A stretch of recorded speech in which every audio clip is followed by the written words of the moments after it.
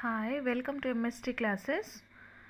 In previous class we have learnt about laws of logarithm. Now let me explain with the help of examples. First of all, product rule. Let us take example log 15 base 10. Product rule is log x into y, product of xy base a can be written as log x base a plus log y base a. So log 15 to the base 10 also can be written as log 5 into 3 base 10, that is log 5 base 10 plus log 3 base 10. Therefore log 15 base 10 can be written as log 5 base 10 plus log 3 base 10. Quotient rule, just nothing but log 343 divided by 125 base 10. Its value written as, with the help of formula rule, quotient rule, log x by y base a can be written as log x base a minus log y base a. So log 343 divided by 125 base 10 is written as log 343 base 10 minus log 125 base 10. Now it comes to power rule. Power rule is nothing but log 343 base 10. 343 can be written as power of 3 to the third power of 7, that is 7 cube. Power rule is log x power m base a can be written as m into log x base a. That power m written as product coefficient m into log x base a. Log 343 base 10 can be written as log 7 cube base 10, that is 3 log 7 base 10. 3 power can be written as product multiplied 3 log 7 base 10. Some points to be noted. Standard base of logarithm. There are two bases we know. One is base 10 and other one is base e. Base 10 usually log x implies base is 10. If no base is written, we have to understand that it is base 10. For example, log 2 is equals to 0.3010299566 and so on. Log 3 is equals to 0.47712125 and so on. Here when it comes to base e, it is also called as exponential constant. E also called as exponential constant is an irrational number with an infinite non-terminating non-recurring decimal expansion. Children, you know irrational number itself, it means non-terminating non-recurring decimal. So usually it is approximated to 2.718 used in scientific and mathematics applications. So log to the base e can also written as ln.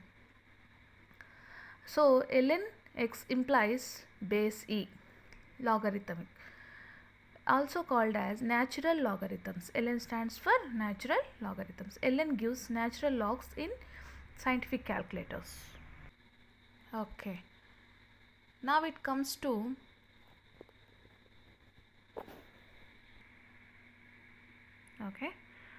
now let us discuss about exercise 1.1 from the chapter 1 of 10th class. Use Euclid's division lemma to find the HCF of 900 and 270. Let us assume bigger number as a and smaller number as 270, that is a is equals to 900, b is equals to 270. Then it can be used by using Euclid's division lemma. A is equals to bq plus r. 900 can be written as 270 3 times, that is 273 times we get 810. So remainder is 90. You can observe it with the help of normal division method also. 270 divided 900 is divided with 270, we get 3 quotient and remainder 90. Again try to divide the 270 divisor by this remainder 90. So 90 goes 3 times and remainder we get 0. Therefore HCF of 900 comma 270 is 90. Why it is 90? Because at 90 divisor we get remainder 0. Wherever we get remainder 0, that is said to be that divisor is said to be HCF. See one more example, 196 38 220. You observe it. First let us take 196, try to divide it with 38,220. 196 195 za 196 1s are 196.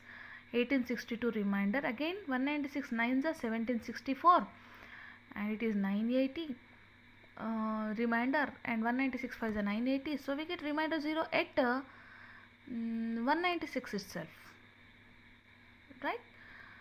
So HCF is 196 here.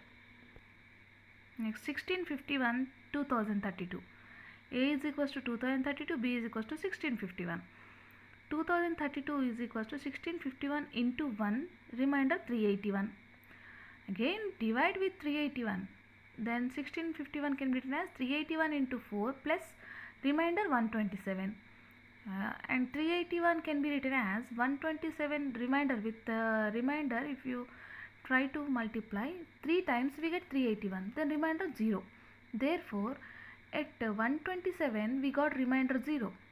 127 as divisor, we get remainder 0. Therefore 127 is highest common factor which divides 1651 and 2032, right?